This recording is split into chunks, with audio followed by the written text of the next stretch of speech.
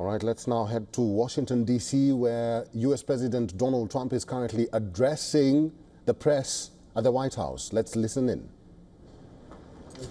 And you have a lot of that. You've found far too much of it. It's a pure fraud. We like to use the words waste and abuse because they sort of sound good, but many of these things are pure fraud. Now, there was a contract that you've heard about where Stacey Abrams got $2 billion just before we took over, and it was a rush to get her the money, and that was environmental, and nobody knows what she was doing. But $2 billion. If you got $2 million, that's a lot. If you got 200,000, that's a lot. But this was $2 billion was given. Lee, do you want to talk about that? And the other one that was even worse? EPA has now canceled over $22 billion worth of contracts. $2 billion going to this NGO that Stacey Abrams was tied to. They received only $100 in 2023. And then the Biden administration gave them $2 billion. The director of the Greenhouse Gas Reduction Fund saw his former employer get $5 billion. So $20 billion went to just 8 NGOs, and they're all pass-throughs. And then they were giving it to other entities, many of them were pass-throughs.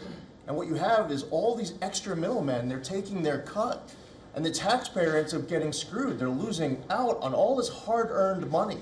They can't afford to have the federal government waste. The partnership with Doge and Elon Musk has been incredible at EPA. Their team is very talented. We wouldn't have been able to do it without them. And of course, this mandate from President Trump to make sure that we identify every last penny, whether we're saving $50,000, $5 million, or $22 billion.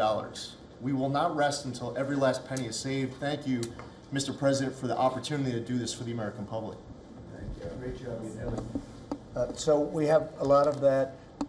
We're getting down to a point we think probably over the next 2 or 3 months we'll be pretty much satisfied with the people that are working hard and want to be members of the administration and our country, really.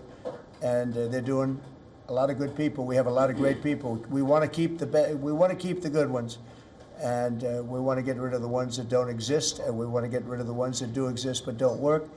And we have quite a few of them. Would anybody else like to say something before we take some questions from the press, please?